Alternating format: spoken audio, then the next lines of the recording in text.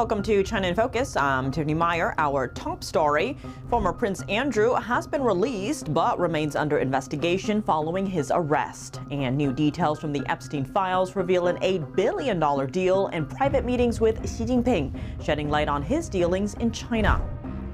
Texas is suing baby monitor company Lorex for hiding its ties to China. What the Texas Attorney General is saying about the risks behind the company's products.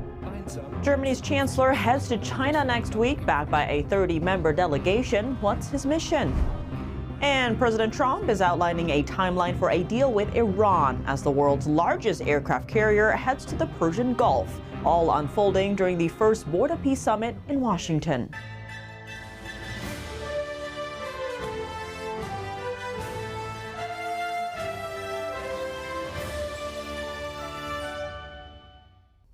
Today's focus is on Andrew Mountbatten Windsor, also known as former Prince Andrew. Back in 2010, he agreed to help negotiate an $8 billion potential deal between China and the United Arab Emirates. That's according to the Epstein files released by the DOJ. The Financial Times was the first to report on this. A UAE banker proposed the deal to ease the pressure on the financing of Dubai caused by the 2008 financial crisis. The plan was for China to loan $8 billion to the UAE, with the Arab country repaying the loan through oil exports. Andrew agreed to help broker the deal during a trip to China. At the time, he was serving as the UK's special trade representative to the country. In an email, he wrote, quote, "We could work on this in September whilst there. I have some private days prior to the official program starting." It's unclear whether the deal was approved by UAE officials. Also in the spotlight, Andrew's rapport with Chinese leader Xi Jinping. In another email Epstein sent to billionaire investor Reid Hoffman in 2015, he said that Prince Andrew was heading to China and had spent a great deal of time with Xi. A former aide of Andrews said the prince sent birthday cards to Chinese leader Xi Jinping every year. That's according to British court documents. The aide also said Andrew had a direct channel to Xi to promote his business startup in China, with his letters to Xi drafted by Yang Tenbo. The UK accused Yang of being a spy and banned him from entering because he carried out covert activities on behalf of the Chinese Communist Party. British authorities said Yang developed an unusually close level of trust with Prince Andrew. They added that Yang obscured his ties to the Chinese regime and its influence arm, the United Front Work Department. Yang helped Andrew launch a Chinese branch of his business venture, and the two met at least 3 times. Yang also visited Buckingham Palace twice at Andrew's invitation. British authorities said Andrew could have been vulnerable to Yang's influence. Yang has denied any wrongdoing. Andrew said he had cut off contact with Yang and that they never discussed any sensitive matters. And more on former Prince Andrew, who was arrested Thursday on suspicion of misconduct in public office. It relates to allegations that he sent confidential government documents to Jeffrey Epstein. He was questioned all day by detectives from Thames Valley Police and later released from custody, but he will remain under investigation. The arrest of a senior royal, 8th in line to the throne, is unprecedented in modern times. Following the arrest, Britain's King Charles said the law must take its course. Britain's King Charles arriving at an event in London Thursday, declining to answer questions about his brother Andrew's arrest. What's your reaction to your brother's arrest? Andrew Mountbatten Windsor was arrested Thursday morning on suspicion of misconduct in public office, according to the Thames Valley Police. It comes on the heels of the U.S. Justice Department's release of documents detailing the former prince's ties to the late sex offender Jeffrey Epstein. The Thames Valley Police previously said it was assessing whether Andrew shared confidential material with Epstein during his time as a UK trade envoy. It's a common law offence, and it requires a really high level of proof because the potential penalty, the total potential penalty, the maximum penalty is life imprisonment. The former prince has denied all accusations against him and has not commented on the more recent allegations of misconduct in public office. In a statement, King Charles said the law must take its course and pledged full support for the investigation. The arrest with the potential to send more shockwaves through the British monarchy and government. The first dramatic fallout that seems to be happening from the publication of these Epstein files seems to be more than anything else in the United Kingdom rather than in the United States, where the crisis began. Some lawmakers on Capitol Hill calling for similar accountability here in the U.S. Great Britain is holding its powerful and privileged to account. The United States of America should do the same. And the king is actually saying we need to follow the law here. I wish our government were doing the same. Bill Gates will not deliver a keynote address at the AI summit in Delhi. The cancellation comes amid controversies over his ties to Jeffrey Epstein. Here's more. Bill Gates pulled out of India's AI Impact Summit on Thursday, hours before he was scheduled to deliver a keynote address. That adds to a difficult opening for a summit billed as the first major AI forum in the global south.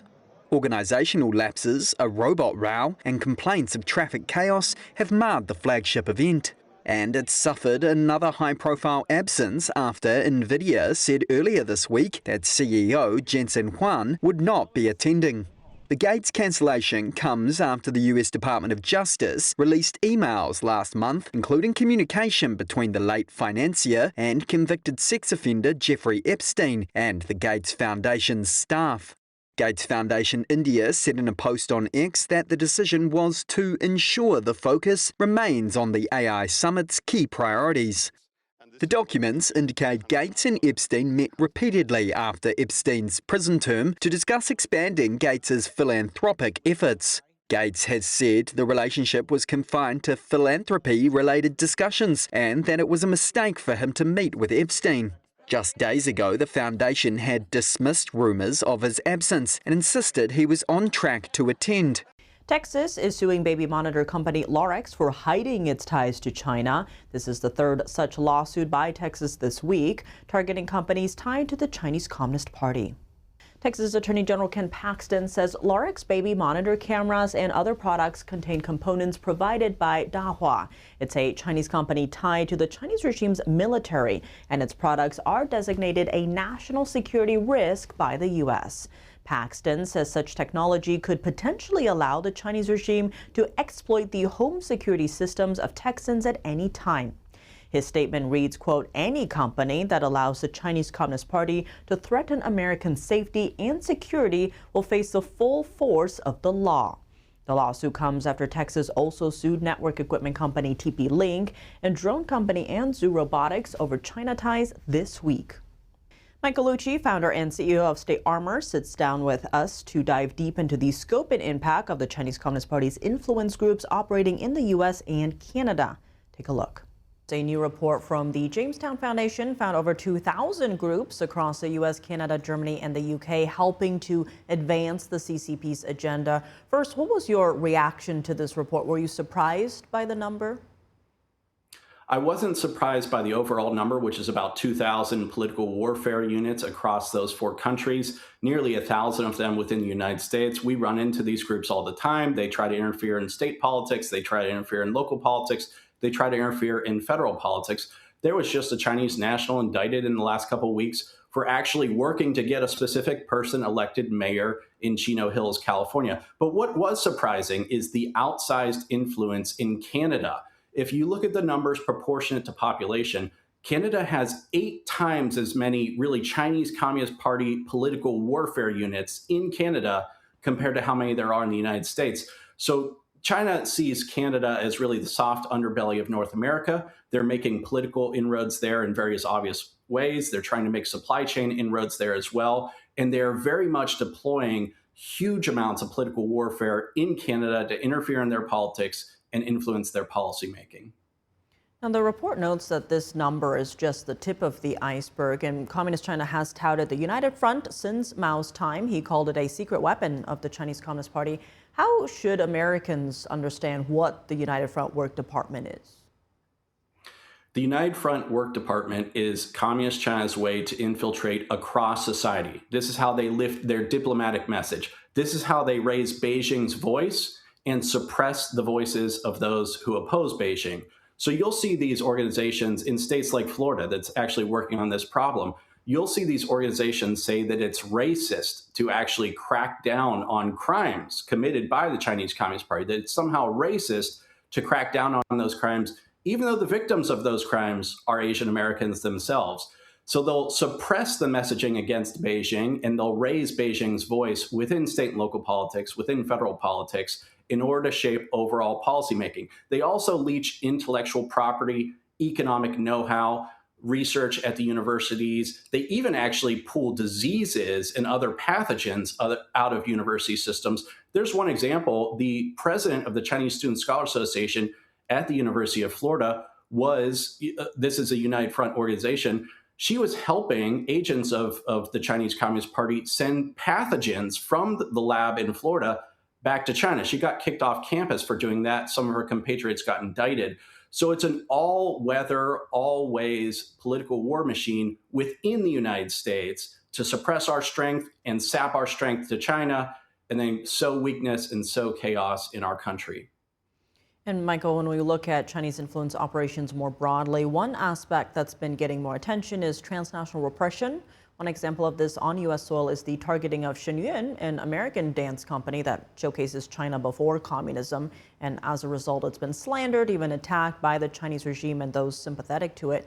Do you see these operations as a direct attack on American values and our way of life?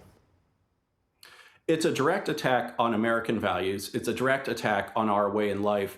But I think even more important than that, it's a direct attack on American sovereignty. What you see the Chinese Communist Party attempt to do is actual policing operations on China-UAE, on other groups within the United States. So they cloak themselves in the power of the state within the United States. They make the argument that they can enforce Chinese law here on our soil. That's why you see a number of jurisdictions, Florida's one, Texas another, actually making it a felony for a foreign regime like China to try to enforce their laws here. That's what they do to China-UAE. That's what they do to these other organizations. One of the things that my understanding of what China-UAE highlights is the forced organ harvesting. You know, the most heinous crime committed in communist China is when they take organs out of just innocent people who are political dissidents. They take them and they kill them by taking their organs. That's one of the things that's highlighted.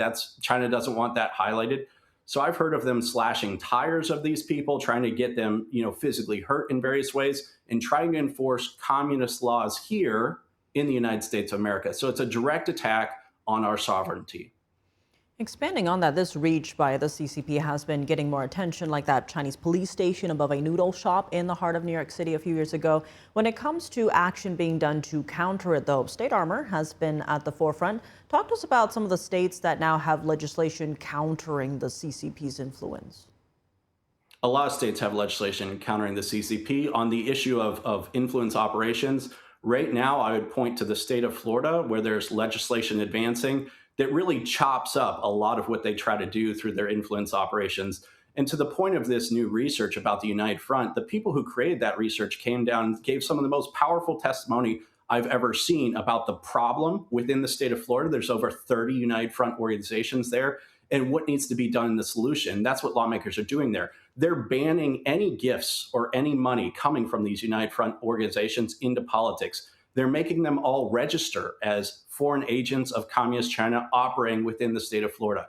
They're increasing criminal penalties for any crimes that these people would commit against dissidents, whether it's China-UAE, whether it's other groups, dissidents within the United States. So they're enhancing penalties for crimes. They're actually creating training for Florida state employees on how to recognize what the United Front influence operations look like and how to crack down on them. There's a lot more that the state of Florida is doing. Tennessee, Nebraska, Texas, Louisiana, so many states are taking action on this. But I would point to the state of Florida that very soon, I think, could be enacting one of the most important laws in the country, taking care of those problems I just described to you.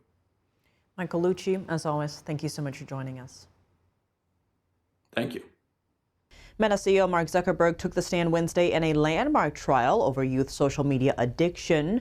During the trial, he testified that Facebook and Instagram don't allow users under 13. That's despite evidence suggesting children in that age group were a key part of the platform's audience. The case involves a California woman who started using Instagram and YouTube as a child. She alleges the company sought to profit by hooking kids on their services and claims the apps fueled her depression and suicidal thoughts. Meta and Google have denied the allegations and pointed to their work to add features that keep users safe. Meanwhile, Meta's rival Snap and TikTok settled with the plaintiff before the trial kicked off last week. On Wednesday, Mark Lanier, a lawyer for the woman suing, confronted Zuckerberg with internal Meta documents. He showed jurors emails from 2014 and 2015 in which Zuckerberg laid out aims to increase time spent on Instagram by double-digit percentage points. Zuckerberg said that while Meta previously had goals related to the amount of time users spent on the app, it has since changed its approach. Meta faces potential damages at the jury trial in Los Angeles, part of a wave of litigation against social media companies in the U.S. Cases there are beginning to go to trial amid a broader global backlash over the platform's effect on young users. War Secretary Pete Hegseth making a stop at the Boeing company in St. Louis, Missouri on his Arsenal of Freedom tour. On Wednesday, he outlined how the Trump administration wants to revamp America's defense industry. Here's more. Secretary of War Pete Hegseth brought his Arsenal of Freedom tour to St. Louis yesterday, a city known in aviation circles as Fighterland USA because of the high number of military aircraft produced in the area. Hegseth spoke to roughly 500 employees at Boeing, telling them the Trump administration was focused on making American manufacturing competitive. When we unleash competitive spirit, America comes out on top. The visit comes the same day Boeing announced it is relocating its Defense, Space, and Security Division back to St. Louis from Arlington, Virginia. The stop is part of a nationwide effort aimed at revitalizing the defense industrial base and accelerating manufacturing. Hegseth outlining President Trump's defense priorities. At the War Department, we are the Strength Department. Our job is to be the hammer when necessary and hopefully not have to use it. But if we do, we'll fight to win. And according to Hegseth, that means making sure American warfighters are never in a fair fight. No more political correctness, overwhelming deterrence. And from us to you on your front, as it applies to peace through strength, that means less red tape, more incentives, and more speed on the factory floor. Hegseth highlighted the EA-18 Growler produced by Boeing in St. Louis as an example of the facility's role in national defense. He said the aircraft played a role in Operation Absolute Resolve, the January 3rd mission that led to the capture of Venezuelan leader Nicolas Maduro and his wife. After visiting Boeing, Hegseth stopped at the St. Louis Military Entrance Processing Station to administer the oath of enlistment to 32 future service members. His swearing-in ceremonies have been standard practice since the tour began January 5th.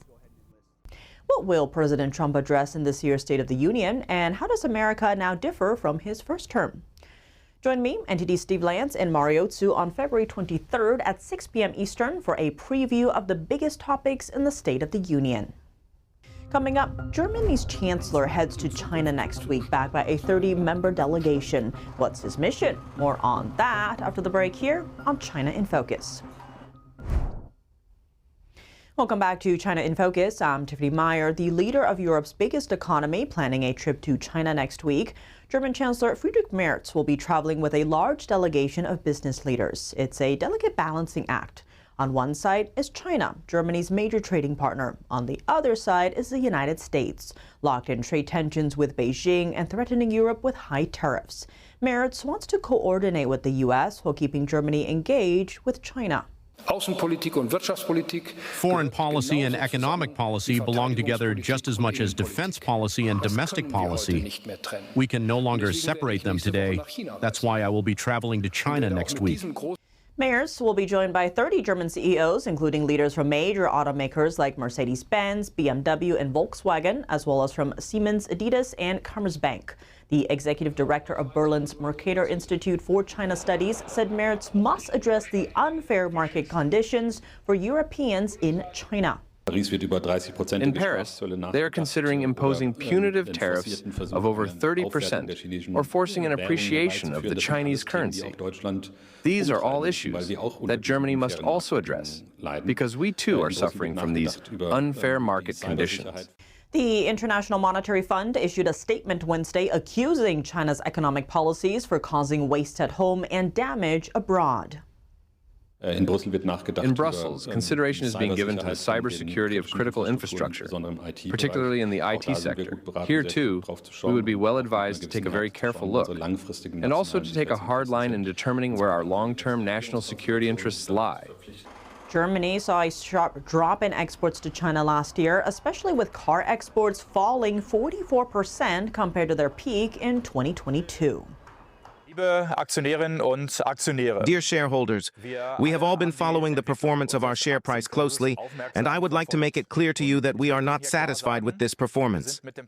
German cars are everywhere in China, with about 1 in every 5 new vehicles bearing a German logo. BMW CEO says German car makers need China to stay competitive globally. He's part of Mercedes' delegation to China. German automotive manufacturers and suppliers have 350 locations in China, making it the foreign country where Germany is represented most heavily. China's importance as a sales market has surged in recent decades. Today, nearly 1 in 3 cars sold worldwide is sold in China. With a growing middle class, rising demand for mobility, and relatively low car density, China still offers significant growth potential. President Trump laying out a timeline for negotiations with Iran as the USS Gerald R. Ford heads to the Middle East. And the president announcing billions of dollars of pledges to rebuild Gaza at his inaugural Board of Peace meeting in Washington. NTD's Washington correspondent Mario Otsu brings us more. President Trump is now suggesting that Iran has 10 days to make a deal with the U.S. as he says that they cannot continue to stabilize, to threaten the stability of the entire Middle East. He also says that the U.S. has just ordered 22 more B-2 bombers, and he reminds those present that it was those B-2 bombers responsible for Operation Midnight Hammer over the summer. That's the demolition of Iran's nuclear facilities. And this is coming as the U.S. sends its largest, the world's largest aircraft carrier, the USS Gerald Ford, to the Gulf. It's joining the USS Lincoln there, and it's expected to arrive in the eastern Mediterranean in about 3 days now. And this is happening also as a Russian warship is conducting drills, Navy drills in the Sea of Oman just a few days after Iran's Revolutionary Guards conducted drills in the Strait of Hormuz. The White House is repeating to Tehran that it would be very wise to make a deal. And here's the latest from President Trump. Let's take a look. And we do have some work to do with Iran. They can't have a nuclear weapon. It's very simple. You can't have peace in the Middle East if they have a nuclear weapon. And they can't have a nuclear weapon. And they've been told that very strongly. Maybe we're going to make a deal. You're going to be finding out over the next probably 10 days. And President Trump is giving this warning for Iran at his inaugural Board of Peace meeting here in Washington, where 59 countries are in attendance. And the president is announcing that the U.S. is committing $10 billion to the Board of Peace and to rebuilding Gaza. And other ally countries present are committing $7 billion. Let's take a look. More impossible problems can be solved as we go along this very beautiful path. I think it's a beautiful path. I think it's such an important day. Everything's beautiful. But the ancient wounds can be healed, and they are indeed ancient. This has been going on for so many centuries that our entire planet will be a better, safer, more beautiful, and more peaceful place for us all. We're going to be working with the United Nations very closely. We're going to bring them back. Meanwhile, a federal arts panel appointed by President Trump is signing off on the president's plan to construct a 90,000 square foot ballroom in the east wing of the White House here. President Trump is praising that decision on Truth Social, thanking the members of the Fine Arts Commission. And this White House ballroom is expected to be completed by summer 2028 and is funded entirely by President Trump and private donors. That's all for today's China in Focus. I'm Tiffany Meyer. If you have any feedback on the show or have something you'd like to see us cover, send us an email at chinainfocus@ntd.com. We'd love to hear from you. Round-the-clock original news coverage, visit us at ntd.com or download our NTD app. Thanks for watching. See you tomorrow.